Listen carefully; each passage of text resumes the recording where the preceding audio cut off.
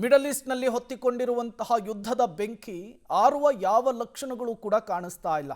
ಯುದ್ಧದ ತೀವ್ರತೆ ದಿನದಿಂದ ದಿನಕ್ಕೆ ಜಾಸ್ತಿ ಆಗ್ತಾ ಇದೆ. ಇದರ ನಡುವೆ ಡೊನಾಲ್ಡ್ ಟ್ರಂಪ್ ಕೊಟ್ಟಂತಹ ಡೆಡ್ಲೈನ್ ಟೆನ್ಷನ್ ಅನ್ನು ಜಾಸ್ತಿ ಮಾಡ್ತಿದೆ. ಅಮೆರಿಕಾದ ಡೆಡ್ಲೈನ್ ಇವತ್ತು ರಾತ್ರಿ 8ಕ್ಕೆ ಅಂತ್ಯವಾಗುತ್ತೆ. ಭಾರತದ ಕಾಲಮಾನದ ಪ್ರಕಾರ ಬೆಳಗ್ಗೆ 5:30 ತನಕ ಡೊನಾಲ್ಡ್ ಟ್ರಂಪ್ ಅವರ ಡೆಡ್ಲೈನ್ ಇದೆ. ಟ್ರಂಪ್ ಡೆಡ್ಲೈನ್ಗೆ ಮಣಿಯುತ್ತಾ ಇರಾನ್ ಅನ್ನೋದು ಈಗಿರುವಂತಹ ಪ್ರಶ್ನೆ. ಅಮೆರಿಕ ಜೊತೆಗೆ ಒಪ್ಪಂದಕ್ಕೆ ಮುಂದಾಗುತ್ತಾ 10 ಕಂಡೀಷನ್ಸ್ಗಳನ್ನು ಈಗಾಗಲೇ ಹಾಕಿಬಿಟ್ಟಿದೆ ಇರಾನ್.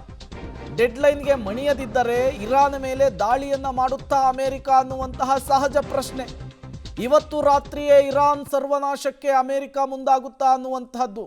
ಆ ರೀತಿ ಮುಂದಾಗಿದ್ದೇ ಆದರೆ ಜಗತ್ತಿನ ಮುಂದಿನ ಬೆಳವಣಿಗೆಗಳು ತುಂಬ ಅಪಾಯಕಾರಿಯಾಗಿರುತ್ತೆ.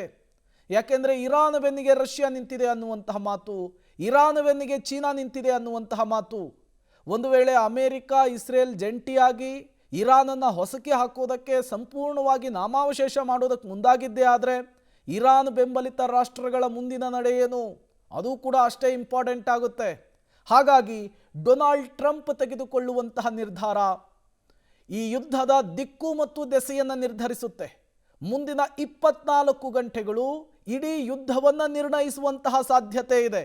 ಮುಂದಿನ 24 ಗಂಟೆಗಳು ತುಂಬ ಕ್ರೂಷಿಯಲ್ ಅಂತ ಹೇಳಲಾಗ್ತಾ ಇದೆ ಮಿಡಲ್ ಈಸ್ಟ್ನ ವಾರ್ ವಿಚಾರಕ್ಕೆ.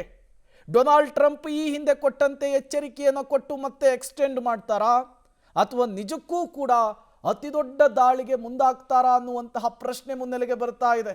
ಹಾಗಾಗಿಯೇ ಡೊನಾಲ್ಡ್ ಟ್ರಂಪ್ ಅವರ ಈ ಡೆಡ್ಲೈನ್, ಡೊನಾಲ್ಡ್ ಟ್ರಂಪ್ ಅವರ ಈ ಎಚ್ಚರಿಕೆ ಈಗ ಏನಾಗುತ್ತೆ ಅನ್ನುವಂತಹ ಆತಂಕವನ್ನು ಜಾಸ್ತಿ ಮಾಡ್ತಾ ಇದೆ.